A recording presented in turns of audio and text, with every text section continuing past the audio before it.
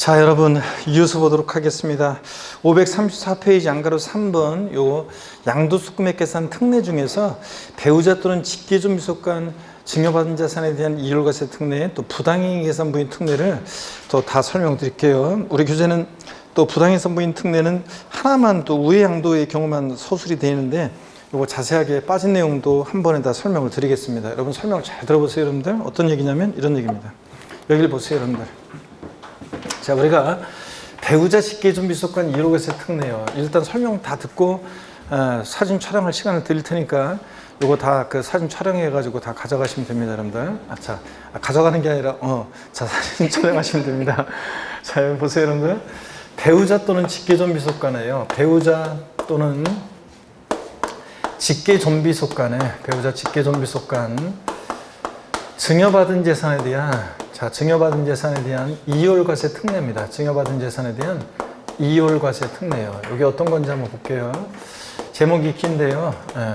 배우자 직계존비속으로부터 어떤 재산을 증여받았어야 되냐면 다른 건 안 되고요. 자, 배우자 직계존비속으로부터 어떤 재산을 증여받았어야 되냐면 다른 건 안 되고 토지, 건물, 또 그 다음에 무슨 이용회원권이요. 특정 시설물 이용회원권. 그러니까 골프회원권 같은 특정 시설물 이용회원권이요. 그 다음에 또 작년에 추가된 건데요. 자, 부동산을 취득할 수 있는 권리요. 부동산을 취득할 수 있는 권리가 추가가 되는데 이율과세 특례 적용 대상으로 이 부동산을 취득할 수 있는 권리 그러면 아파트 당첨권이나 분양권 같은 걸 떠올리시면 돼요. 자, 이게 왜 추가됐냐면 여러분 분양권이요. 만약에 부부 중에서 한 사람 명의로 분양권을 분양받았어요. 자, 그러면 분양권을 만약에 가지게 됐으면 취득하게 되면 그 분양권 프리미엄이 딱 붙잖아요. 그러면 프리미엄 붙었을 때 자신의 배우자한테 딱 명의를 바꿔요. 그러면 그 배우자가 내는 6억까지 증여 공제를 받을 수 있잖아요. 그러니까 명의를 딱 바꾸면 프리미엄 받은 만큼 그 상승분만큼을 딱 이렇게 상세를 시켜요. 자, 그래가지고 이렇게 조세 회피하는 경우가 있었기 때문에 부동산을 취득할 수 있는 권리를 추가했는데요. 자, 어떤 내용이냐면 이런 거예요. 자, 증여자가 있고요. 증여를 받는 수증자가 있어요. 증여받는 수증자가 있고 증여자와 수증자가 있는데 이때 증여자 수증자는 어떤 관계냐면 배우자 직계존비속 관계입니다. 증여를 받아서 이것을 수증자가 제3자에게 양도를 합니다. 제3자에게 양도를 해요. 자, 그럴 때 한번 봅니다. 예를 들어서 어떤 부동산을 증여자가 만약에 15년 3월 달에 취득을 했어요.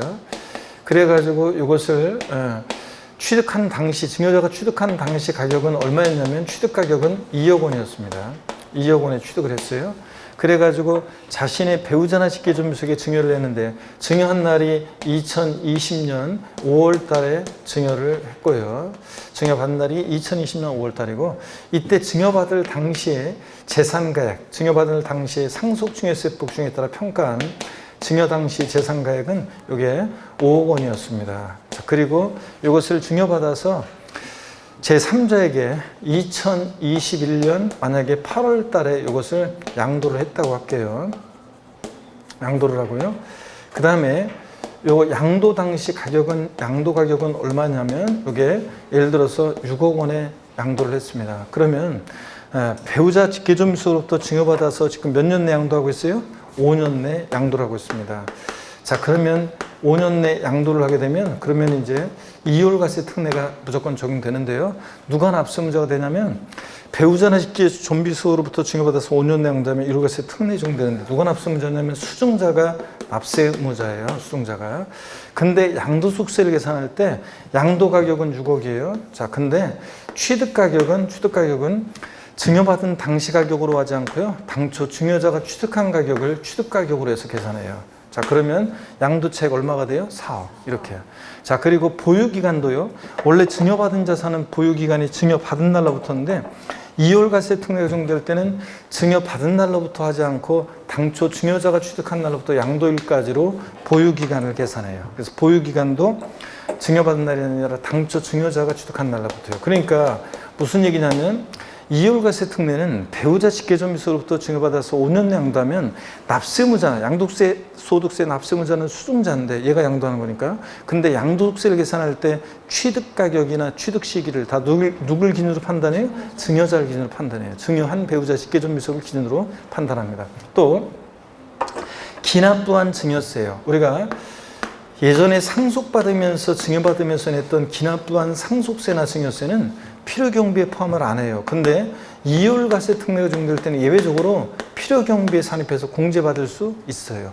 예전 시험에 기납부한 증여세는 이율과세 특례에서 기납부한 증여세는 산출세액에서 세액 공제한다고 했는데 아니고 필요경비로 공제받을 수 있습니다. 필요경비. 원래 아까 기납부한 상속세나 증여세는 양도책 계산 시에 필요경비에 포함한다 그랬어요? 안 한다 그랬어요? 안 한다고 그랬잖아요. 근데 이율과세 특례 적용될 때는 필요경비에 산입해서 공제를 받고요. 그 다음에 증여자와 수증자 있잖아요. 얘네들은 어차피 배우자 직계존비속은 한 몸이니까 한 사람한테 부과하면 연대 책임지는 것과 똑같잖아요. 그래서 시험에 2번 나왔는데 연대 납세 의무가 없어요. 양도세 납부에 대해서 연대 납세 의무는 없다. 자, 그래서 연대 납세 의무 없고요. 이게 이율과세 특례의 핵심이에요. 다 설명드렸습니다. 배우자 직계존비속으로부터 증여받아서 어떤 재산을 증여받았어야 되느냐? 토지, 건물, 무슨 이용용권, 또 그리고 또 부동산을 취득할 수 있는 권리요. 분양권 같은 이런 것들을 증여받아서 자, 몇 년 내 양도할 때? 5년 내 양도하면 이율과세 특례 적용됩니다. 납세무자는 누구예요? 수증자. 근데 양도세 계산 시에 취득가격이나 취득시기는 다 누굴 기준으로 판단해요? 증여자를 기준으로 판단한다는 거. 기납부한 증여세 필요경비에 산입해서 예외적으로 공제받을 수 있고요. 원래는 기납부한 상속세나 증여세는 필요경비에 포함 안 되지만 또 연대납세 의무가 있다 없다? 없다는 거. 증여자 수증자. 이게 핵심입니다. 자, 요것만 알면 되고요. 자, 여러분 우리가 이율과세 특례를 잘 보시면 만약에 부동산을 있잖아요. 만약에 이 특례가 없으면 어떻게 하냐면 사람들이요. 특례가 없다 그러면 어떻게 하냐면 일단 2억에 샀어요. 가격이 확 올랐어요. 배우자한테 증여해. 그래가지고 바로 제3자에게 팔어. 5억에 팔 수도 있고 5억에 팔면 양도책 0이고 그 다음에 6억에 팔어? 그럼 양도책 1억 되잖아요. 그러니까 이렇게 사람들이 배우자가 내는 6억까지 증여 공제를 받으니까 배우자한테 증여해서 증여 공제를 받고 6억. 그 다음에 단기 양도함으로 인해서 양도세를 회피할 수 있잖아요. 그래서 이 특례가 나온 거예요. 그러면 그래서 5년 내 양도를 하면 취득가격을 증여자를 기준으로 판단하니까 소용이 없는 거죠. 잔머리 굴리는 게 이런 거고. 그 다음에 그러면 여기서 얻을 수 있는 힌트는 절세의 힌트는 땅이나 뭐 어떤 토지 같은 거 이렇게 샀는데 집 샀는데 어떤 개발 호재 등에 의해서 가격이 확 뛰었어요. 뭐 1년 사이에. 그러면 일단 자신의 배우자한테 증여했다가 몇 년 지나서 팔아야 돼요? 5년 지나서 팔면 취득 가격을 증여받은 당시 가격으로 하니까 양도책을 줄일 수 있잖아요. 예? 주장창 자기 명의로 갖고 있다 팔면 양도책 4억인데 이렇게 하면 양도책 1억으로 줄일 수 있죠?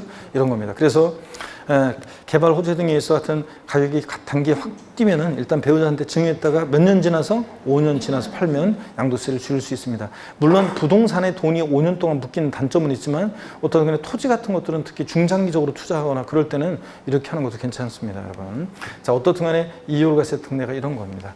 그 다음에 또 계속 이어서 볼게요, 여러분들. 자, 어떤 거냐면 이번에는 부당행위 계산 부인 특례입니다. 자, 보세요. 특수관계자 간에 부당행위로 계산된 부당행위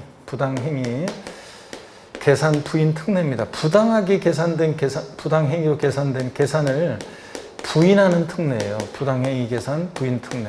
자, 이건 어떤 거냐면 일단 특수관계자 간이라는 게 어떤 거냐면요. 특수관계자 간이라는 것은 친족관계가 있거나 친족관계가 있거나 아니면 경영지배 관계가 있거나 경제적 연관관계가 있을 때 우리가 특수관계자라고 합니다. 그러면 여러분 잘 보세요. 이런 경우는 친족관계 있는 거는 뭐 당연히 특수관계자인데 이런 경우는 특수관계자인지 한번 보세요. 제가 사업주인데요. 우리 회사 종업원과 사업주인 나는 특수관계자야 아니에요. 내가 자네 명의로 뭘 좀 하려고 하는데 내가 전혀 뭐 난 누구한테 피해 안 주는 사람인 거 알지? 예, 그러니까 내가 자네 명의로 이렇게 뭐 좀 해가지고 하려고 하는데 좀 협조 좀 해달라고 했는데 안 돼요 사장님, 난 못해요. 그러면 사장이 할 말이 없죠? 알았네, 알았어, 할 수 없지 뭐. 다음에 그 종업원은 무슨 꼬투리가 없어도 걔는 꼬투리 잡혀 1순위 잘리겠죠, 여러분들? 자, 그럼 또 이런 보세요. 특수관계자입니다. 우리 회사의 종업원과 사업주인 나와 그 다음에 종업원과 그 종업원과 생계를 같이 하는 가족이 있어요. 그럼 그 종업원의 생계를 같이 하는 가족과 사업주인 나는 자 특수관계자의 아내예요. 자, 내가 자네 부인 명의로 뭘 좀 하려고 하는데 내가 저는 피 안 끼치는 거 알지?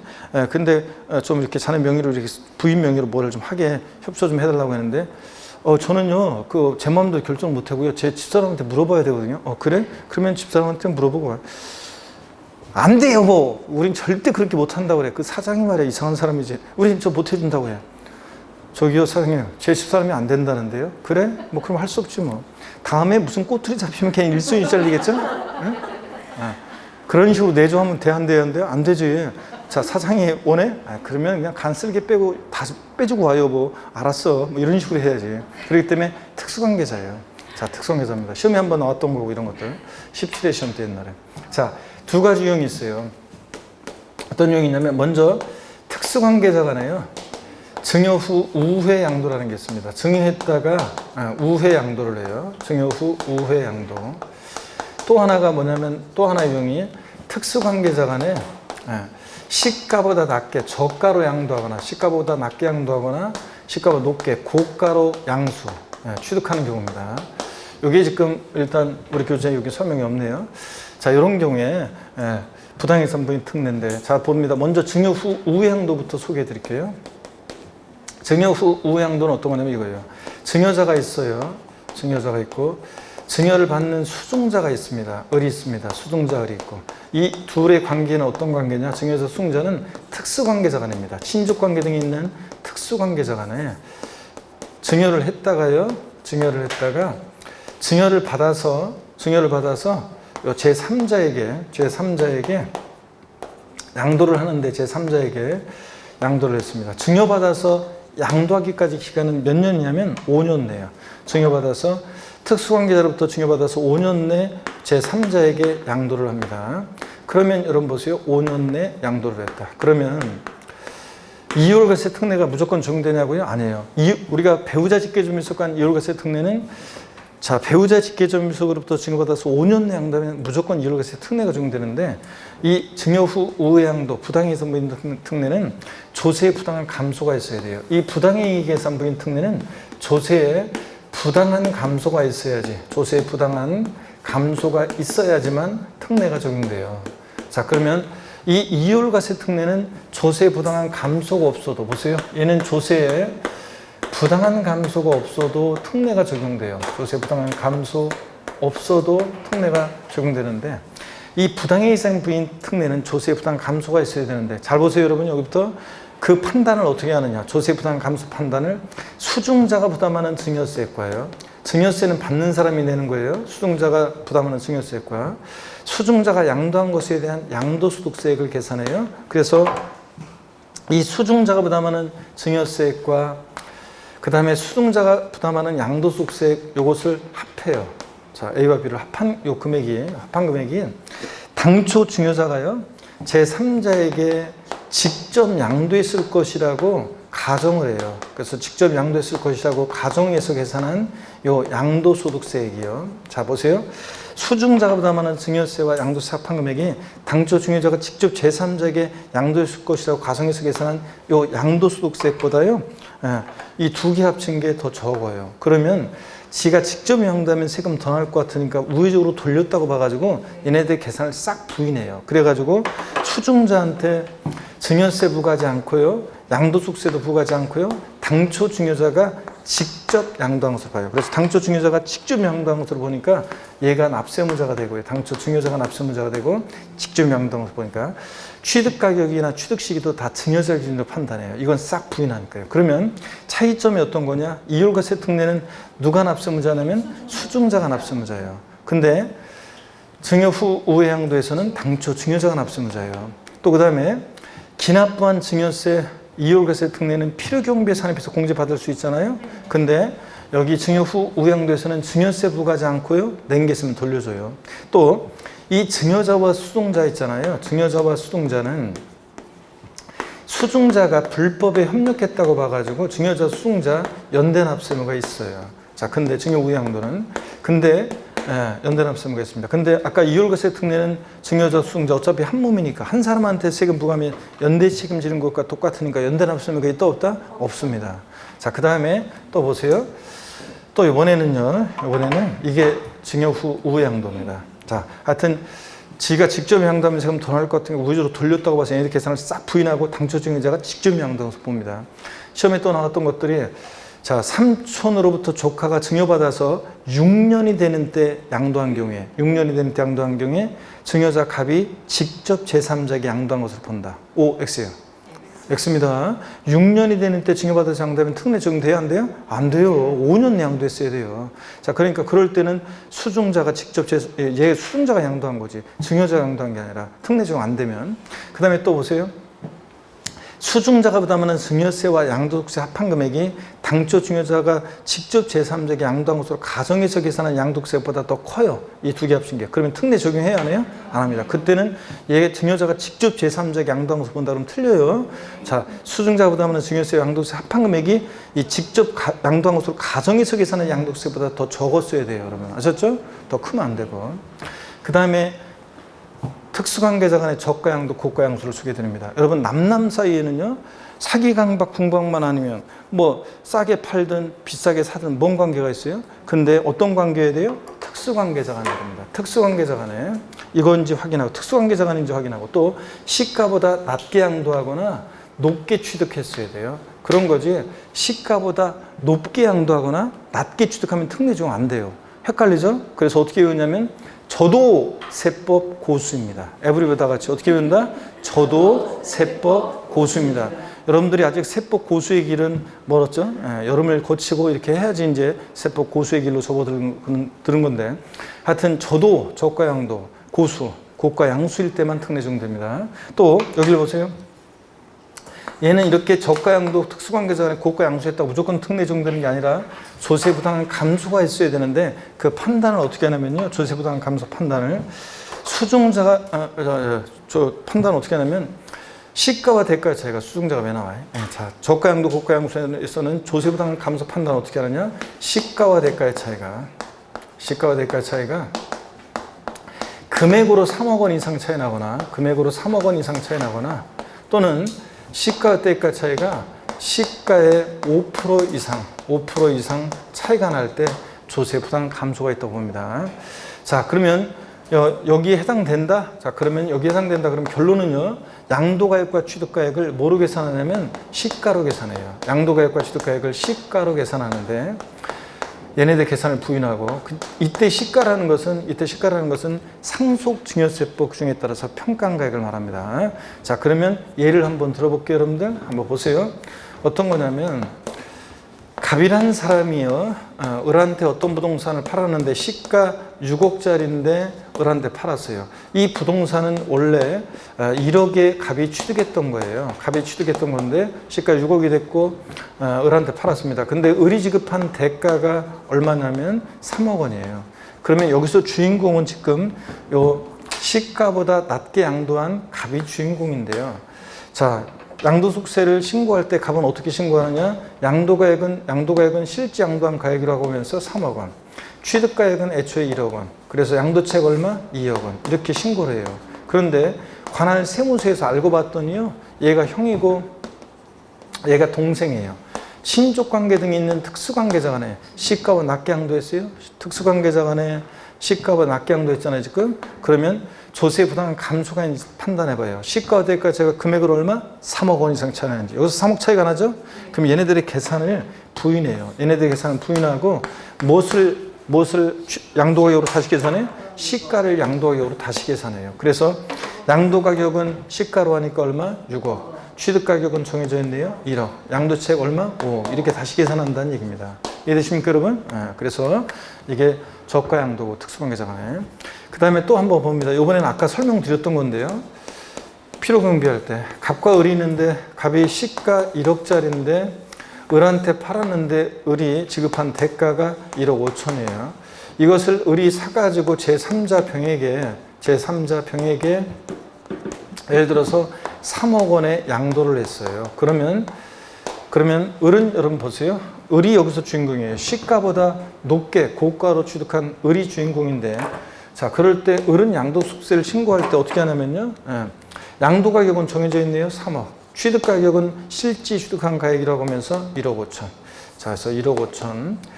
자, 그 다음에 양도책은 그래서 1억 5천. 이렇게 신고를 해요. 자, 근데 관할 세무서장이 봤더니요. 얘가 형이고 얘가 동생이에요. 제가 계속 우리에게 형이 뭔가 이렇게 동생한테 뭔가 혜택을 주는 식의 예를 계속 두냐면요. 아, 그렇잖아요. 형은 그래도 동생들 생각하는데 동생은 형들을 대개는 개뿔 생각 안 하잖아요.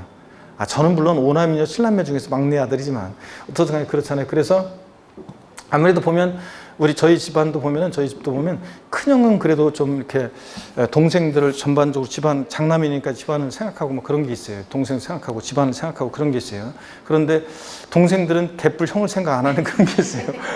물론 막내 아들은 빼고 저도 간에 그런 게 있어요. 그래서 여기 봅니다. 그러면은 자, 여기 이것도 보세요. 이것도 아까 얘기했듯이 실제 모든 사람들이 착한 사람들이어가지고 법 없이 사는 사람들이어서 실제 동생 1억짜 1억 5천에 산다. 그게 아니라고 그랬죠? 세무서에서는 그렇게 안 봐요. 자, 계약서상으로만 이렇게 하고 이렇게 가능성이 높아요. 그래서 높다고 봐가지고, 자, 특수관계자 간에 시가보다 높게 고가로 취득했어요. 그러면 조세 부당한 감소가 이제 판단해. 시가와 대가 제가 금액으로 얼마? 3억 차이 나는지. 여기서 아이고, 감사합니다. 여기서는 시가 대가 차이가 얼마 차이 납니까? 5천만 원밖에 차이 안 나죠? 그러면 그러면 시가의 몇 프로? 5% 이상 차이 나는지 따져봐요. 시가 1억에 5%면 얼마입니까? 5%면 1억, 500만 원 이상 차이가 나죠? 그러면 조세 부담 감소가 있다고 봐서 얘네들의 계산을 부인합니다. 그리고 무엇을? 시가를 취득가격으로 다시 계산해요. 그러면 시가를 취득가격으로 다시 계산하니까 양도가격은 3억 정해져 있죠. 취득가격은 시가를 취득가격으로 하니까 얼마? 1억. 그래서 양도책은 얼마? 2억. 이렇게 다시 계산한다는 얘기입니다. 이게 부당해산부인 특례 저가양도 고가양수입니다. 아시겠습니까, 여러분? 자, 그래서 여기 시가와 대가 차이가 금액으로 그러니까 저가양도 고가양수 나오면 꼭 확인할게요. 특수관계자가 있는지 확인하고 남남 사이는 적용 안 돼요. 또 시가보다 낮게 양도했는지 높게 취득했는지 저도세법 고수입니다. 이거 해당되는지. 그 다음에 시가와 대가 차이가 3억 원 이상 차이 나는지 시가 5% 이상 차이 나는지 즉 조세 부담 감소가 이제 판단하고 여기에 해당된다 그러면 얘네들 계산을 부인하고 결론 뭐로 양도세 계산한다? 시가를 양도액과 취득가격으로 다시 계산한다 이런 얘기입니다. 이게 부당이산 부인 특례입니다. 자, 그러면 교재를 볼게요. 우리 교재는 우회 양도만 나와 있는데 자, 제가 다 설명드렸습니다. 교재 보면 이율과세와 부당이산 부인 비교를 봅니다. 먼저 양도세 납세무자는 이율과세 특례는 어떤 관계예요? 자, 배우자 직계주민속 관계고, 그건 좀 밑에 나와 있구나. 누가 납세무자가 된다고요? 수중자. 증여받아 양도한 배우자 또는 직계주민속, 즉 수중자가 납세무자고. 증여 후 우양도에서는 누가 납세무자요? 당초 증여자가 납세무자가 되고, 그죠? 그 다음에 적용자산.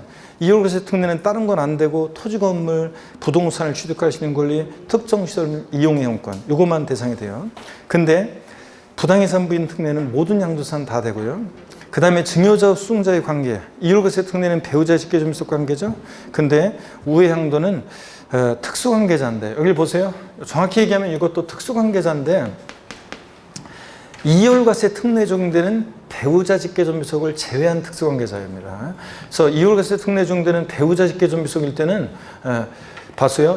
문제가 시험에 문제가 어렵게 나오면 처음에는 특수관계자 삼촌과 조카 얘기로 나오다가 갑자기 4번 지문에 만약 이때 증여자와 수중자가 배우자 직계존비속간이라면 이러면 얘기가 틀려져요. 배우자 직계존비속으로부터 증여받아서 5년 양다면 이 증여 후 우회양도 부당이산 부인 특례가 적용되는 게 아니라 이율과세 특례가 우선 적용돼요. 이게 배우자 직계존비속간이면 그렇기 때문에 여기 증여 후 우회양도에서 특수관계자에는 배우자 직계존비속을 제외한 특수관계자를 말합니다.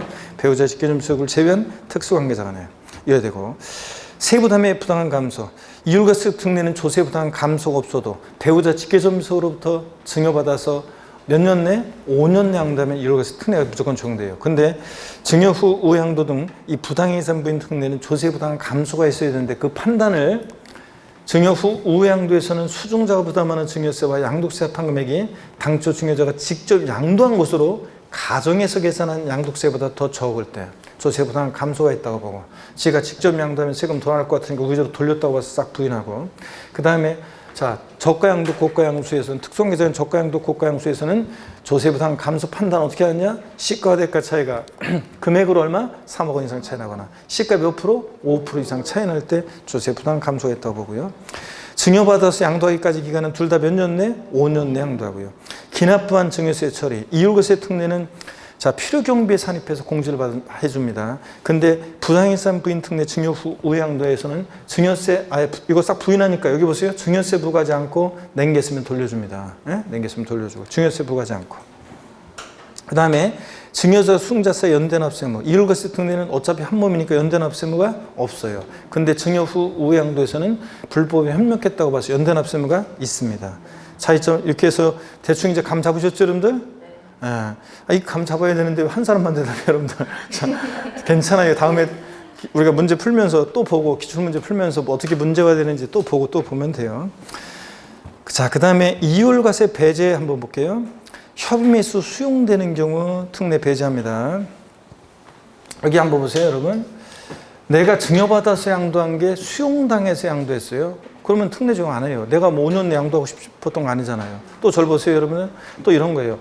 1세대 1주택 비과세 요건을 갖춘 주택을 증여받아서 양도할 때도 특례 적용 안 해요. 1세 1주택 비과세 요건 갖췄으면 어차피 비과세니까 특례 적용 안 합니다. 근데 특이한 게 1세대 1주택인 고가주택을 양도할 때도 특례 적용 안 해요. 자, 고가주택이면 양도세가 비과세 배제되고 과세가 되잖아요. 그런데도 1세대 1주택인 고가주택을 양도할 때도 특례 적용 안 돼요. 그 다음에 또 한번 들어보세요. 이율과세 특례를 적용해서 계산한 결정세액이 이율과세 특례를 적용하지 않고 계산한 결정세액보다 더 적어요. 그러면 특례를 적용하면 더 세금을 적게 받아. 그러니까 특례를 적용한다 안 한다? 안 해요. 어떤 수강생분이 아니요, 그럼 우리한테는 좋은 거잖아요.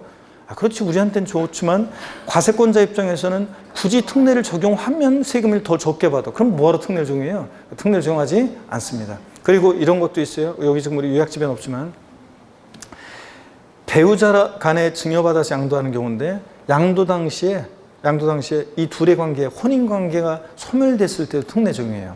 즉 이혼했을 때도 특례 적용합니다. 자, 만약에 이혼했을 때는, 혼인 관계 소멸됐을 때는 특례 적용 안 한다고 하면, 자, 세금 뭐 몇 억을 뭐 1억을 뭐 사람들이 몇 백만 원 때문에 안 하지만 뭐 예를 들어 몇 천만 원이라도 세금을 만약에 줄일 수 있다? 그러면 사람들이 기꺼이 있죠? 기꺼이 법원 갑니다. 그래서 법원 앞에까지는 손을 잡고 들어갔다가, 자, 법원 앞까 손을 잡고 갔다가 법원 앞에서는 탁 뿌리치고 가가지고 판사 앞에서는 인상 딱 쓰면서 왜 이혼하려고 하냐면 성격 차이라고 하고, 그 다음에 생각해보라면 우린 틀렸으니까 빨리 결정해달라고 하고, 그 다음에 나와가지고 법원 또 정문 밖에 나오면 또 손잡고 또 올 거 아니에요. 그렇기 때문에 양도 당시 혼인관계 소멸됐을 때 특례는 적용합니다. 근데 단 사망으로 혼인관계가 소멸됐을 때는 특례 적용한다 안 한다? 안 합니다. 악용의 소지가 없잖아요. 에? 둘 중에 한 사람 세금 포탈하려고 둘 중에 한 사람 가위바위보해서 죽을 사람 없을 거 아니에요. 그러니까 사망으로 혼인관계가 소멸되면 특례 적용하지 않고, 금방 제가 얘기했듯이 수용당해서 양도했을 때 특례 적용하지 않고, 그 다음에 1세대 1주택 비과세권 갖춘 주택을 양도했을 때 특례 적용하지 않고, 또 1세대 1주택인 고가주택을 양도했을 때 특례 적용하지 않고, 이율과세 특례를 적용해서 계산한 결정세액이 적용하지 않은 것보다 더 적다? 그럼 특례 적용하지 않는다. 그래서 대충 이렇게 이해하면서 들어놓으세요. 여기 보세요. 그러면 특례 적용하지 않는 이런 경우에는 증여자는 아예 생각하면 안 돼요. 이제 특례 적용하지 않으니까 취득가격은 당시 증여받은 재산가액을 취득가액으로 하고, 보유기간도 증여받은 날로부터 양도일까지로 계산합니다. 특례 적용 안 하니까. 특례 적용될 때가 증여자를 기준으로 취득가격 계산하고 보유기간 계산하는 거고, 특례 적용 안 하면 그냥 수증자가 증여받은 당시 가격을 취득가액으로 하고 증여받은 날부터 보유기간 계산하고요. 아시겠습니까, 여러분? 이런 얘기입니다. 우리 교재 없어도 자세히 제가 소개해드렸습니다. 그래서 거기 교재 참고해서 이율과세 배제되는 경우, 수용된 경우, 협의매수 수용된 경우, 1세대 1주택의 경우에 배제되고, 1세대 2주택 특례, 고가주택 포함해서 고가주택 같은 애들, 1세대 1주택인 고가주택 같은 애들 특례 배제되고, 그 다음에 증여 이율과세 규정을 적용해서 계산한 적용하여 계산한 양도세액이 적용하지 않고 계산한 결정세액보다 더 적을 때 특례 적용하지 않고, 네? 이런 것들. 그다음 우리 규제 없지만 혼인관계 소멸됐을 때 특례 적용합니다. 근데 사망으로 혼인관계가 소멸된 경우는 특례 적용한다, 안 한다? 안 한다. 이런 것도 추가적으로 알아두시고요. 자, 이렇게 해서 이율과세 특례, 부당해산부인 특례, 징역 후 우회양도, 저가양도, 고가양수 다 설명을 드렸습니다. 여러분 요거 사진으로 여러분들이 딱 찍어 놓으셔도 되고요. 이따가 그 다음에 좀 이따가요. 양가로 4번 양도소 금액의 구분 계산 그래가지고요. 여기 어떤 건지 또 설명을 드릴게요. 양도소 금액의 구분 계산, 결손금 통산 이런 거. 우리 교재 압축이 되어 있는데 기본세에 보면 자세히 나와 있는 내용까지 제가 한꺼번에 어떤 얘기인지 설명을 드릴게요, 여러분들. 자, 봅니다, 여러분들. 어떤 얘기냐면 저를 봅니다, 여러분들. 네. 어떤 얘기냐면 요 지금 양도소 금액의 구분 계산 양가로 4번은 이런 내용이에요. 여기 봅니다. 만약에 갑이라는 양도자가 있는데요. 저 일단 요거 구분 계산 요거부터 좀 읽고 해야 되겠네요. 자, 여기 볼게요. 추가도 수정도 해야 되니까. 양도소 금액은 다음에 소득별로 구분해서 계산한다. 어떤 소득과 어떤 소득 금액을 구분 계산하냐면요. 토지, 건물, 부동산에 관한 기타 자산 얘네들 양도소 금액과 주식 양도소 금액과 파생상품 양도소 금액과 하나 더 추가합니다. 올해 거기다가 디귿번에다가 리을번을 아래다가 리을번 하나 더 추가합니다. 신탁수익권 양도소 금액이요. 하나 더 추가합니다. 신탁수익권 양도소득 금액. 요거 하나 더 추가합니다, 여러분들. 자, 그래서 올해 추가된 신탁수익권 양도소득 금액까지. 자, 소득을 네 종류로 구별합니다. 토지, 건물, 부동산에 관한 걸 기타 자산 얘네들 소득 금액과 주식 양도소득 금액과 파생상품 양도소득 금액과 신탁수익권 양도소득 금액은 각각 구분해서 계산하고 결손금을 서로 통산하지 않습니다, 여러분들. 요거. 자, 그 다음에 계속해서 봅니다. 또 동그라미 2번 소득 금액을 계산함에 있어서 발생하는 결손금은 다른 소득 금액과 통산하지 않는다는 거 밑줄이요. 자, 그러면 이게 무슨 얘기냐면 여러분 보세요. 자, 여러분 보세요. 토지, 건물, 부동산에 관한 기타 자산 얘네들끼리는 결손금을 통산해요. 근데 부동산 애들하고 주식하고 결손금 통산 안 해요. 뭐 토지, 건물, 부동산하고 또 파생상품하고 결손금 통산하지 않습니다.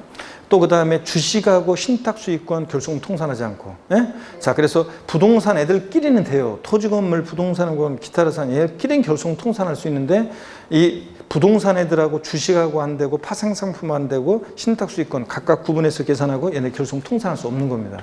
이해되십니까, 여러분? 그러면 토지하고 지상권 양도소 금액은 결손금을 통산할 수 있어요, 없어요? 마이너스 생겼을 때 결손금 통산할 수 있어요, 없어요? 있습니다. 토지하고 지상권 통산할 수 있습니다. 자, 골프용권하고 건물 양도소득 금액은 결손금 통산할 수 있어요, 없어요? 있습니다. 그 다음에 또 부동산 임차권하고 그 다음에 주식과는 결손금 통산할 수 있어요, 없어요? 없고요. 여러분 이런 겁니다. 자, 그러면 또 얘네들 보세요. 결손금 통산할 때 여기 요약집이 없어서 그런데 말로 그냥 듣기만 하세요. 세율별 공제 원칙이 적용돼요. 그래서 같은 세율이 결손금을 통산할 때 토지, 건물, 부동산에 관한 걸 기타 자산 얘네들끼리는 결손금 통산할 수 있다고 그랬잖아요. 그럼 결손금 통산 어떻게 하냐면 세율별 공제 원칙이라고 해서 같은 세율이 적용되는 것을 먼저 결손금을 통산하고요. 남는 게 있으면 다른 세율이 적용되는 곳에서 결손금을 통산할 수 있습니다. 자, 그리고 세율별 공제에서 공제되지 못한 결손금은요, 그냥 소멸해요.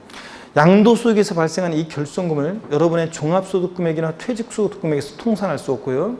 그 다음에 다음 연도로 2월에서 공제받을 수도 없어요. 시험에서 나왔던 게 세율별 공제에서 공제되지 못한 결손금은 5년 범위 내에서 2월하여 공제받을 수 있다 그랬는데 2월에서 공제받을 수 없습니다. 소멸해요. 세율별 공제로 공제받지 못한 거. 그럼 어떤 얘기인지 예를 한번 들어볼게요. 갑이라는 양도자가요. 1월 1일부터 12월 31일까지 기간 동안에요. 이때 만약에 건물을 양도했습니다.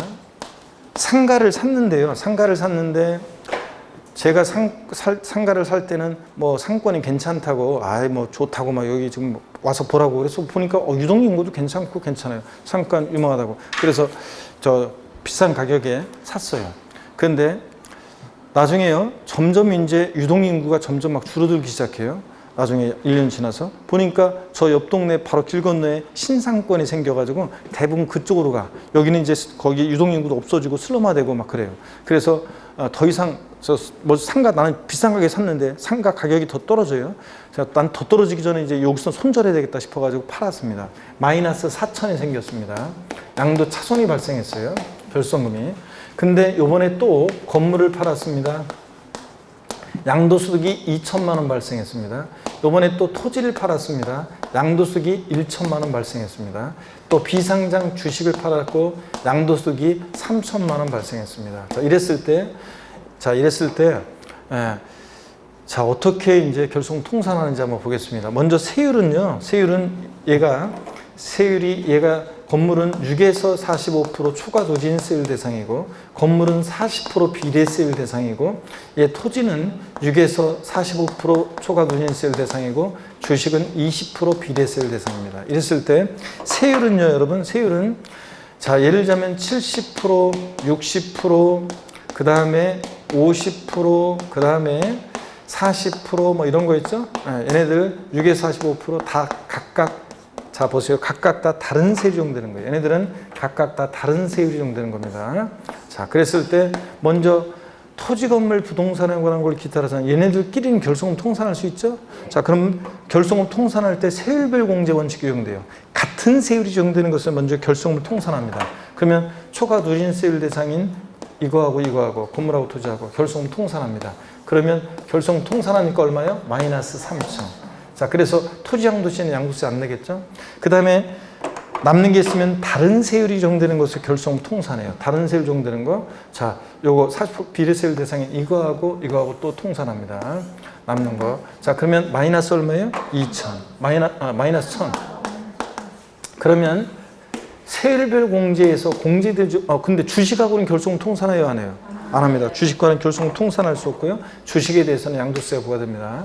자, 그러면 이 세율별 공제에서 공제되지 못한 이 결손금은 여러분의 종합소득금액이나 최저소득금액에서 공제할 수 없고요.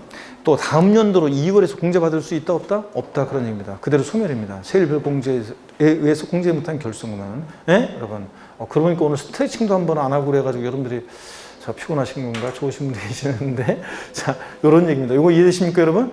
예. 자, 고기 한번 드시고요. 금방 또 쉬긴 쉬겠지만, 목 운동 합니다, 여러분들. 자, 목 운동. 그리고 스트레칭도 한번 안 했죠, 오늘? 자, 반대로 돌립니다. 자, 허리도 좌로, 우로 돌립니다, 여러분들. 자, 기지개도 화끈하게 제낍니다. 아이고. 어깨도 돌리시고요. 좋습니다, 여러분들. 자, 그러면 요거 양도소득금액의 구분 계산까지 결손금 통산까지 말씀드렸고요. 자세하게 요약집 없는 내용까지 말씀드렸고, 그 다음에 535페이지 양도소득세 계산에서 우리가 이제 가필차상수기과에서 과세표준 구하면 곱하기 세율이죠. 산출세 구할 때 양도세 세율입니다, 여러분. 양도세 세율은 여러분요, 차등 비례세율과 초과 누진세율, 즉 비례세율과 누진세율이 다 적용되는데요. 근데 먼저 세율표를 보니까 동그라미 1번이요. 토지, 건물, 부동산에 관한 걸 기타라서 한 양도세 세율은 대상 종류에 따라 달라지고 등기 여부에 따라 달라지고 보유기간에 따라 세율이 달라집니다. 그랬을 때 먼저요. 토지, 건물, 부동산에 관한 권리 기타 자산은 좀 따로 빼야 되는데 기타 자산은 좀 따로 생각하고 토지, 건물, 부동산에 관한 권리는 세율이 같이 가는데요. 기타 자산에다가 좀 이렇게 앞에다가 대시 끊어놓고 기타 자산은 좀 따로 빼야 돼요. 토지, 건물, 부동산에 관한 권리는 세율이 같이 가는데 일단 등기 여부에 따라 달라집니다. 미등기양도면 몇 프로예요? 70%.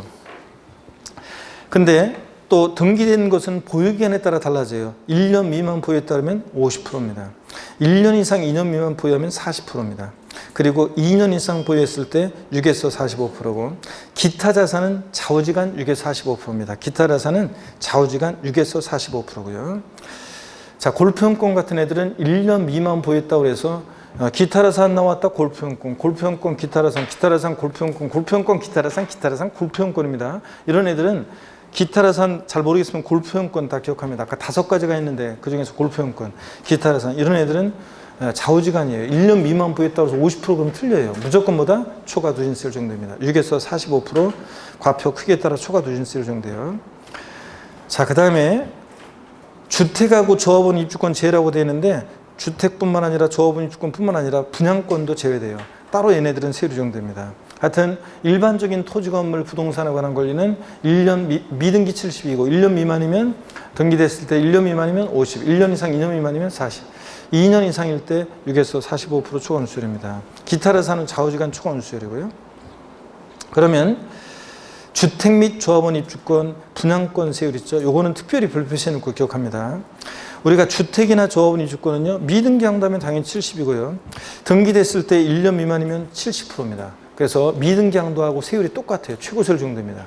1년 미만 보유했다 70%, 1년 이상 2년 미만 보유하면 주택 조합원 입주권 요거 60%입니다. 근데 2년 이상 보유했을 때 6에서 45%예요. 그래서 앞으로 이게 6월 1일 이후 양도분부터 적용되는 건데, 자, 그러니까 여러분들 이제 앞으로는 주택은 최소한 몇 년? 2년을 보유해야 돼요, 여러분들. 그래야지, 그렇지 않으면 세금 폭탄입니다. 그 다음에 분양권은요. 분양권은 1년 미만이면 몇 프로입니까? 70%요. 1년 이상 보유하더라도 무조건 60%예요. 2년 보유했어도 분양권은 몇 프로예요? 60%입니다. 시험에서 2년 이상 보유한 주택 분양권의 양도세 세율은 6에서 45% 8단계 초과 누진세로 적용된다. X입니다. 주택하고 입주권하고 헷갈리면 안 돼요. 주택하고 조합원 입주권은 2년 이상 보유하면 6에서 45%잖아요. 근데 분양권은 2년 이상 보유했어도 무조건 몇 프로라고요? 6에서 60%입니다. 무조건 60%예요. 그래서 1년 미만이면 70, 1년 이상 2년 보유했어도 무조건보다 60%입니다. 여러분, 주택 분양권은 주의합니다. 별 표시해놓고 알아두시고. 그 다음에 1세대 2주택 이상자가 조정대상 지역 내 주택을 양도했을 때, 자, 조정상 지역 내에서 1세대 2주택 이상자가 양도했을 때는 다주택자는 먼저 1세대 2주택자다 주택이나 분양권 주택수 계산에 포함하는데, 그래가지고 입주권이나 이런 걸 포함해서 주택수가 2주택 이상이다, 2주택이다. 그러면 조정상 지역 내 1세대 2주택자는 이 기본세율이라고 하는데 6에서 45%를 기본세율이라고 하는데 소득세 거기에 20% 할증이에요. 그래서 올해 6월 1일 이후부터는 그래서 26%부터 몇 프로까지? 65%까지 초과 누진세율이 적용됩니다. 초과 누진세율 적용될 때 넘어갑니다. 536페이지 보면 1세대가 3주택 이상 보유하거나 또는 분양권과 입주권은 주택수 계산에 포함해서 어떤 1세대가 주택만 3채 이상이 아니라 조정상 지역 내에서 1세대가 1주택과 1조합원 입주권 분양권을 보유합니다. 그러다가 주택을 양도하면 1세 몇 주택 양도예요? 3주택 양도입니다. 입주권과 분양권도 주택수 계산에 포함하니까.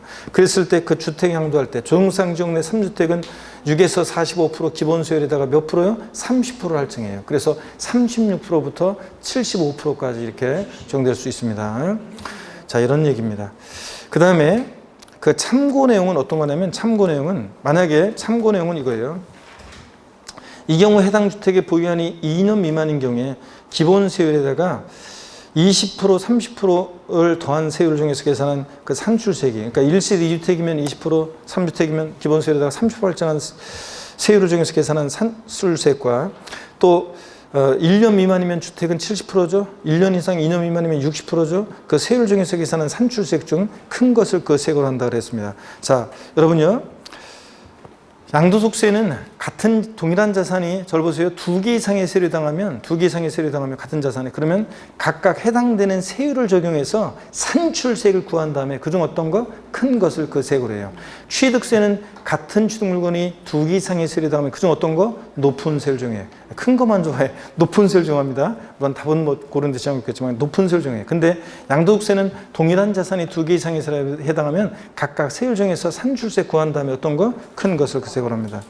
자, 그래서 다시 거기 양가로 4번에 우리 기준에 세율 적용 순서 그래가지고 하나의 자산이 2개 이상 세율 때는 그중 높은 세율 적용한다고 돼 있잖아요. 근데 이게 사실은 아니에요. 이게 좀 문제가 있어요. 그냥 무조건 높은 세율 적용하는 게 아니라, 자, 정확한 건 이거예요. 정확한 건 이거 뭐냐면, 자, 잘 보세요. 취득세가 같은 취득 물건이 2개 이상의 세율에 해당하면 그중 높은 세율을 정하는 거고, 양도세는 원래 법령이 이렇게 되어 있어요. 같은 자산이 2개 이상의 세율에 해당하면 각각 해당되는 세율을 적용해서 산출세액을 구한 다음에 그 산출세액 중 어떤 거? 큰 것을 그 세액으로 합니다. 좀 달라요. 자, 어떻든 간에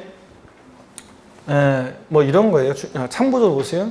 조정대상 지역 내 1세대 2주택 양도한다. 그 먼저 양도하는 주택에 대해서 원래는 6에서 45%를 적용하는 게 이게요. 사실은 제가 아까 설명하지 않았지만 양도소득세는 부동산 등을 양도하면 기본세율이라고 그래가지고 무조건 6에서 45% 8단계 초과도진세율 있죠? 여기에 원래 그냥 기본적으로 적용돼요. 이게 사실은. 이게 기본세율이라고 하는데. 그런데 6에서 45% 적용하는 건데 이게 만약에 조정상정 내 1세대 주택일 때는 이 기본세율에다가 2주택이면 몇 프로요? 20% 할증합니다. 만약에 3주택이면 30% 할증하는 거고요. 2주택일 때 20% 할증한다고 해요. 그럼 26에서 65%까지 적용되는데 그럴 때 이렇게 하면 26에서 65%까지 초과손실이잖아요. 그럼 요거 하고요. 이게 기본적으로 적용되는 거예요, 사실은. 그 다음에 만약에 조정상정 내 1세대 주택이 자, 2년 미만, 아니, 1년 이상 2년 미만 보였다 그러면 몇 프로예요? 60%잖아요. 만약에 1년 미만 보이면 70%고요. 그러면 요 세율을 적용해서 그럼 각각 동일한 자산이 단기 양도했을 때 60%하고 기본적으로 이게 초과손실이 적용되는 거니까 동일한 자산이 2개 이상의 세율당에 그럼 각각 해당되는 세율 적용해서 산출세 구한 다음에 어떤 거? 큰 세액을 적용합니다. 큰 거를 적용해요. 이런 거예요, 원래는. 이런 의미입니다, 원래는. 자, 그래서 이런 얘기라는 거 이해하고 그냥 지나가고요. 보유기간 계산을 보세요. 세율 적용 시에 양도세는 일반적으로 당해대산 취득일부터 양도일까지로 보유기간 계산해요. 근데 여기 보세요. 상속받은 자산이요. 원래 상속받은 자산은 역사가요. 다 상속 개시일로부터예요. 1세대 1주택 비과세 계산할 때든 양도매 취득 시기도 그렇고 장기 보유통제 적용 시기도 그렇고 상속받은 자산은 다 상속 개시일로부터인데 어느 경우만 밑줄이요? 요 경우 세율 적용 시만 특이하게도 상속 개시일이 아니라 피상속인 취득한 날부터 양도일까지 보유기간 계산해요. 요거 경우만 쫙 밑줄입니다. 그래서 상속받은 자산 세율 적용 시만 상속 개시일이 아니라 피상속인 취득일부터 양도일까지로 한다는 거 꼭 기억합니다. 요거 상속 개시일로 바꾸면 틀려요, 여러분들. 예. 그리고 이율과세 특례는 아까 다 누굴 기준으로 판단한다고 그랬어요? 증여받은 날이 아니라 당초 증여자가 취득한 날부터 보유기간 계산한다고 그랬죠? 그 얘기고. 또 어떻든 간에 상속받은 자산에 대해서 세율 적용 시에 상속 개시일이 아니라 피상속 취득일부터 보유기간 계산해요. 그러면 이게 어떤 의미가 있는지 소개해 드릴게요, 여러분들. 어떤 의미가 있냐? 자, 한번 봅니다, 여러분들. 여기 어떤 의미가 있는지 보유기간의 기산점이요. 여기 어떤 의미가 있는지 한번 소개해 드릴게요. 여기 보세요, 여러분들. 여기 어떤 의미가 있냐? 그러면 여기 봅니다. 자, 예를 들어서 있잖아요. 여러분 여기 좀 지울게요. 지우고 어떤 의미가 있냐면 이런 거예요. 만약에 갑이라는 돌아가신 피상속인이 있어요. 그 다음에 을 상속인이 있습니다. 자, 그리고 상속받아서 제3자에게 양도를 했는데요. 돌아가신 피상속인으로부터 어떤 걸 상속인이 상속받았냐면 1세대 1주택이요. 자, 주택을 상속받았더니 1세대 1주택이고 등기됐고요. 그 1세대 1주택을 양도하는 겁니다. 상속받아서. 그리고 상속 개시일이 요 시점인데 상속 개시일 전에 피상속인이 이 주택을 보유한 기간이 2년 6개월. 그 다음에 상속인이 상속받아서 보유한 기간이 6개월입니다. 그리고 이 피상속인과 상속인은 동일 세대원은 아닙니다. 그래서 동일 세대원으로부터 상속받은 것은 아닙니다. 자, 동일 세대원은 아니고요. 자, 이랬을 때, 자, 을이 병한테 양도하는 이 1세대 1주택이요. 여기 1세대 1주택, 여기 칸이 이쪽으로 오니까. 자, 1세대 1주택, 비과세를 받을 수 있겠습니까, 여러분? 양도세 1세대 1주택 비과세 받을 수 있어요? 예? 을이 병한테 양도할 때 저 주택 1세대 1주택 비과세 받을 수 있어요? 예? 1세대 1주택은 여러분 아직 우리가 양도세 비과세가 뒷부분에 나와서 그런가? 1세대 1주택은 1세대가 양도련제 국내 1주택을 몇 년 보유하고 양도한 비과세요? 2년 보유하고 양도한 비과세입니다. 2년 보유하고 양도하면. 그러면 2년 보유했으면 비과세고 2년 보유 못했으면 과세입니다. 여기 2년 보유했어요? 못했어요? 예? 2년 보유 못했습니다. 우리가 상속받은 자산은 1세율 때 비과 양도미 취득 시기를 2년 보유기간 계산할 때 취득일로부터 양도일 어느 때를 상속받은 자산은 취득일로 하냐면 세율 적용 시 빼놓고는 다 언제요? 상속 개시일로부터 보유기간에 계산해요. 몇 개월 보유했어요? 6개월. 2년 보유를 못했으니까 비과세 받을 수 없습니다. 그러면 장기 보유 특별공제는 받을 수 있겠습니까? 항상 장특공제 나오면 장기 보유 특별공제 나오면 그거죠? 3년. 자, 3년 보유했으면 장특공제 받는 거고 못했으면 못 받는 거예요. 보유했습니까?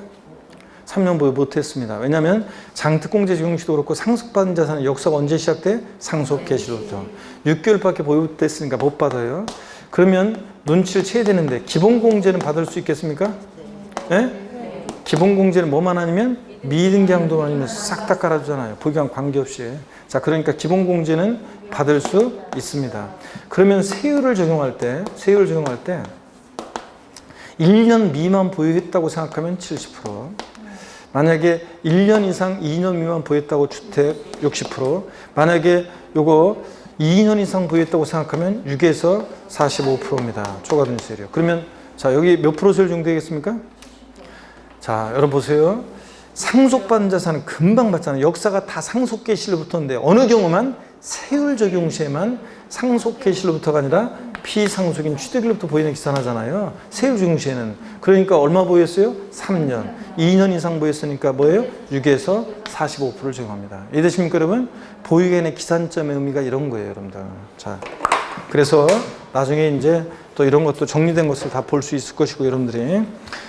그 다음에 양가로 3번을 보세요. 그래서 거기 양가로 2번 보유기간 기산점은 상속받은 자산에 대한 세율 적용 시 보유기간 기산점, 요것만 밑줄 잘 거놓으시면 돼요. 세율 적용 시에만 피상속인 취득일로부터다. 상속 개시이 아니라는 거. 자, 초과누진세율 6에서 45% 초과누진세율은요.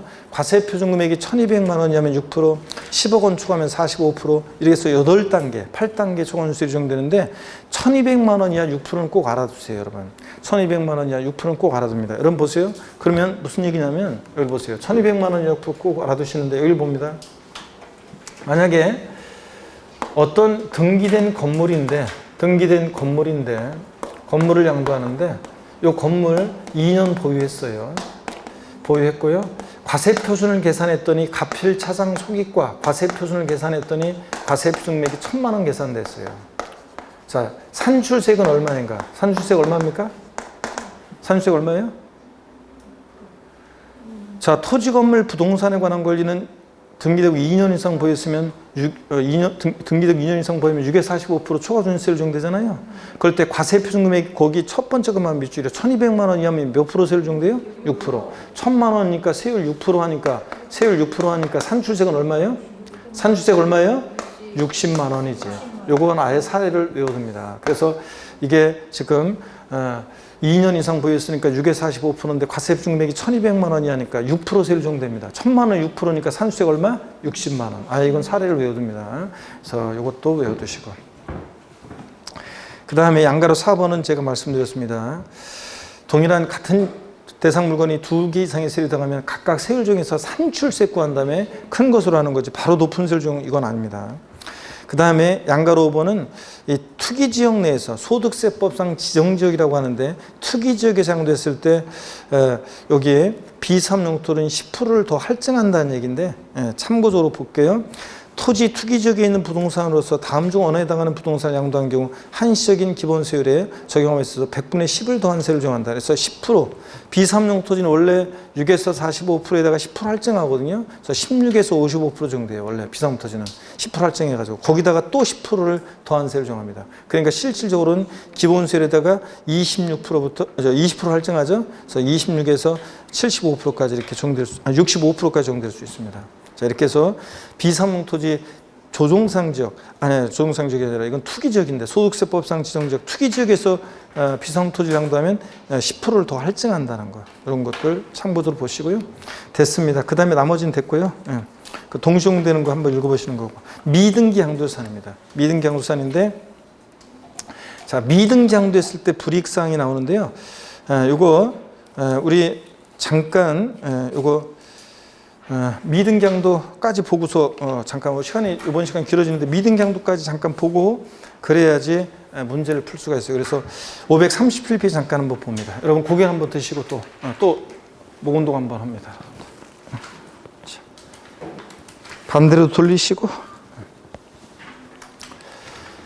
자, 허리도 좌로 우로 돌립니다, 여러분.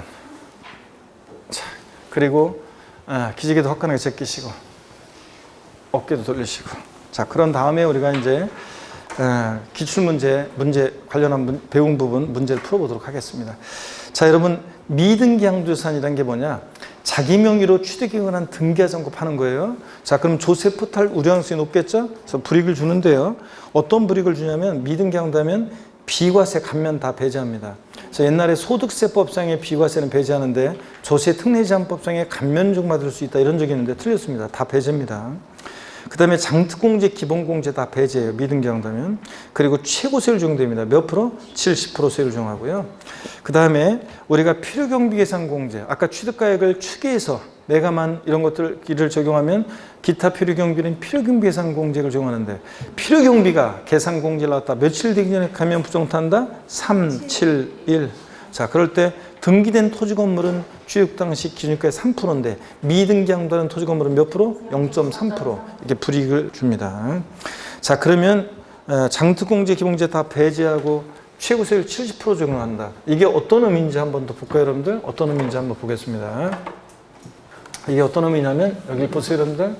우리가 양도세 계산 과정 가, 필, 차, 장, 소, 자, 기과입니다. 차장, 소, 기과요. 그랬을 때 여러분 보세요. 여기 보세요. 미등기양도하는 자산이요.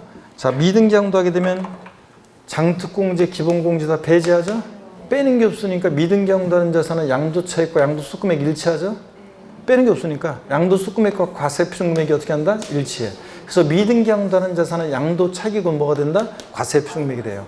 만약에 양도차익 계산했더니 미등기양도한 자산인데 미등기양도하는데 미등기양도하는 건물입니다. 근데 미등기양도하는 건물인데 만약에 양도차익이 1억 원 계산됐다. 과세표준금액은 얼마냐? 1억입니다. 세율을 구해봐라. 산출세율을 구해봐라. 세율은 몇 프로예요? 미등기양도니까 70%. 산출세율은 얼마? 7천. 이렇게 계산합니다. 아셨죠, 여러분들? 그래서 미등기양도하는 자산은 장특공제, 기본공제 다 배제하니까 양도차익과 과세표준금액이 일치하고, 그래서 양도차익 1억이면 과세표준금액 1억이고 산출세율을 구해봐라. 세율은 몇 프로? 미등기양도는 70% 세율, 최고세율 적용되고 1억에 70%니까 산출세율은 얼마? 7천. 이렇게 계산하는 겁니다. 이런 의미도 있다는 거. 자, 그 다음에 양가로 2번은 미등기양도 제외재산이에요. 미등기양도했는데도 정당한 사유가 있다고 봐서 등기된 곳으로 의지해서 불이익 주지 않는 경우가 있어요. 먼저요, 장기할부 조건 취득한 자, 장기의 동그라미, 여러분, 장기의 동그라미. 단기 X에 놓으세요. 장기할부 조건 취득한 자산이어야지, 단기할부 조건 취득한 자산은 장기할부 조건으로 취득한 자산이어야지, 단기할부 조건으로 취득한 자산은 미등기양도 무조건 등기하고 양도했어야지, 미등기양도하면 무조건 미등기양도에 대한 불이익을 받습니다. 자, 여러분 보세요. 장기할부 조건으로 거래한 자산 어떤 거냐? 저를 보세요. 갑이라는 사람과 을이라는 사람이 거래를 하는데 장기할부 조건이라는 것은 2회 이상의 기간에 걸쳐서 할부금을 지급하는 방식이잖아요. 그러면 장기할부 거래하는데 할부금이 받을 게 주구장창입니다. 2회 이상의 기간에서 할부금 지급하는 방식 거래했어요. 갑 입장에서 볼게요. 매도 입장에서 첫 해 할부금 딱 받고 받을 게 주구장창인데 첫 해 할부금 딱 받고 등기 전에 필요한 서류를 넘겨주겠어요, 안 넘겨주겠어요?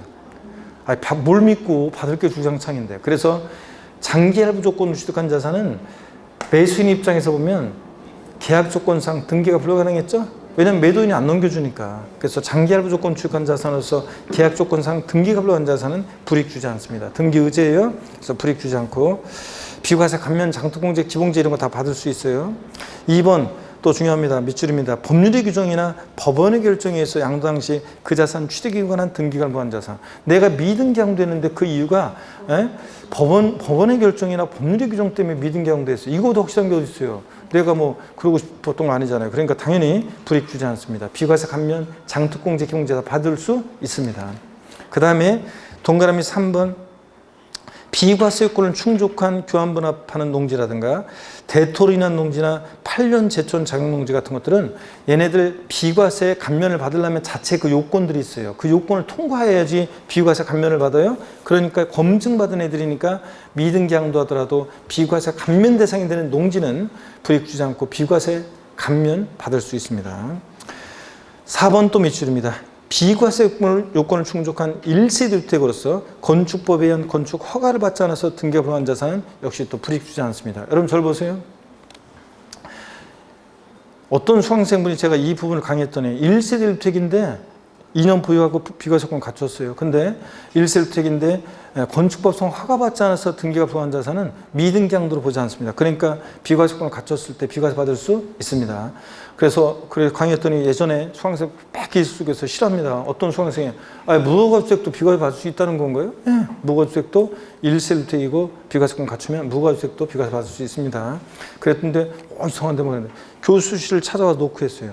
아까 그 무허가주택 비과세 들어요. 그래서 내가 예규를 보여줬어요. 1세대 주택으로서 건축법상 허가받지 않은 이 무허가주택도 비과세 받을 수 있다. 요건 갖추면. 그랬는데 미등기양도 하더라도 이거는. 근데 그 선생님이 보고 가는데 이상하다 갔어요. 제가 화장실에서 볼일 보는데 옆에 와가지고 아까 나보고 어쩌라고 그러면서 한 적이 있었는데 이거 1세대 주택으로서 비과세권을 충족한 1세대 주택에서 건축법에 건축 허가를 받지 않은 등기가 불허한 자산은 비과세 받을 수 있습니다.